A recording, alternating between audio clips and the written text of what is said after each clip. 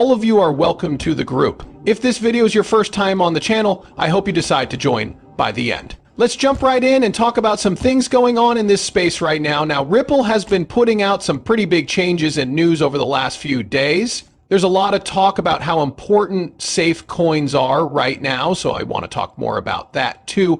Also, I believe safe coins don't get enough attention. I don't think many people talk about how important STIP coins are. And to start, Brad Garlinghouse has had some big news over the last few days. Ripple is happy to support the launch of the National Cryptocurrency Association. Guys, I really believe this is huge. This seems great to me because of this. Crypto has become very popular in the past few years. 53 million people in the US own and use crypto, and many more want to know how, when, and where I can use this tech. The National Cryptocurrency Association is not tied to any one chain. A nonpartisan charity is here to help by teaching and spreading the word about all the useful ways that crypto technologies are helping real people every day. The NCA is separate from Ripple, but we're happy to support it. Read more about it below and here. In fact, we have the news now. The video lasts 1 minute. Again, there's no real reason for me to play it. But we're excited to announce the launch of the National Cryptocurrency Association, a non-profit group whose goal is to help Americans understand crypto better. The NCA is here to help people make sense of all the hype and misunderstanding about crypto. We will teach, guide, and help people, and we will bring attention to how crypto is helping real people across the country. If we think about crypto, this is one of the most important pieces that has been missing from the crypto space. Getting educated is so important for everything. You won't touch the tech if you don't understand it. Crypto is one of those asset groups about which there isn't a lot of information. This area doesn't have a lot of learning. And I'd say that education is probably one of the most important things that the area really needs. People will be able to understand the technology better, which is a big step toward wide use. Find out more about the technology and how it changes the game for whatever they use it for. Really, how many people send money around the world? How many people have a small business that needs to pay people in other countries? Because of this, the space could grow even bigger, allowing the next 55 million or so Americans to keep and buy and sell crypto, no matter what the case may be. This could also happen outside of the US. I think crypto is beginning to change in a big way. As for me, I believe that schooling will play a big role in this.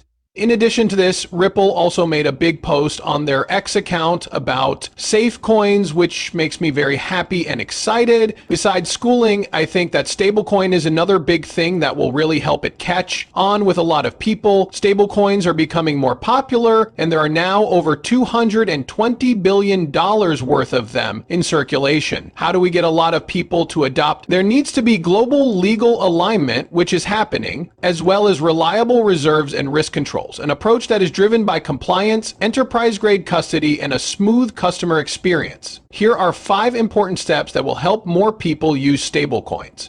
And they sort of break these down. First, we have public. With this goal in mind, Ripple recently joined forces with StraitsX and the Global Finance and Technology Network to host a public-private panel discussion about the future of stablecoins, especially fiat-backed stablecoins, and the best way to use them to change the world. The talk took place at the GFTN's By Invitation Only Insights Forum during the 2024 Singapore FinTech Festival. It included stablecoin issuers, digital asset custody providers, international standard-setting groups, and regulators from Singapore, Japan, and the UK.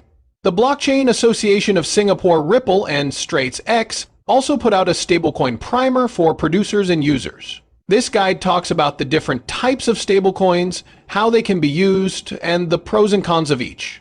Here they are, the 5 suggestions. Number 1 is a world framework that takes into account local differences. Now, I feel like this is already kind of happening. The bees is going to be very important in this case. That being said, it's clear that the FSB will also play a big part. We know that Ripple had something to say about a lot of those models. I actually talked about it in a new film. If you guys haven't seen that one yet, I really think you should, but that's already happening. To be more specific, I believe that will happen within the next year. At that point, everything will start moving forward. Besides that, we have operating best practices for issuers. I feel like this is also something that's kind of already here. There are already a lot of stablecoin producers that care about their customers and their needs. I think that most of them, like Circle and even Ripple, are do this in the right way. I think this is already mostly fixed. Aside from these two, we're just waiting for that world framework. Third, creating a community where following the rules comes first. Once more, we have something similar with Ripple and Circle.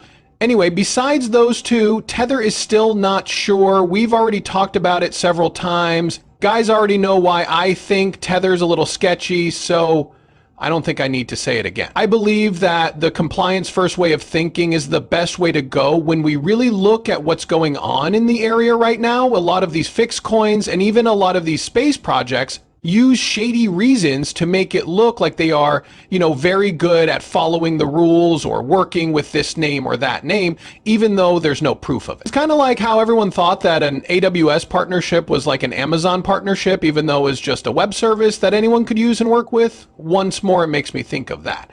And I agree that safety is a big part of the space that needs a lot more attention, especially if we want people to take it seriously. Besides that, we have safe storage services for businesses. To go over this one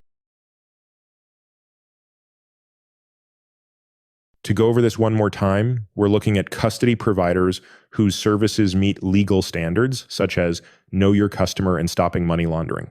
Ripple even said down here that solutions like Ripple Custody or other custody services made for institutions offer a safe, fully integrated platform that has been used by top custodian banks, exchanges, and companies in more than 15 countries. To be clear, I'm not trying to be biased, but it seems like Ripple is following all of these. We're just not sure when that world framework will come out. Finally, we have improving the user experience for institutional acceptance. Like the UI and style, this is something that Ripple has always paid attention to. Our first look at Ripple Custody is already done. Everything has been improved, and it's very clean and easy. For the second time, it looks like what Ripple has made is a great answer right now, and everything Ripple does is in line with all of these. We're just waiting for the first one, the world framework. As of right now, we're still waiting for stablecoin rules to be put in place in the US. Besides that, we are also changing the financial environment. It's clear that stablecoins have the potential to change the way finance works by combining traditional and decentralized finance. But for them to fully reach their full potential and make global finance more efficient, interconnected, and open to everyone, they need clear and strong regulatory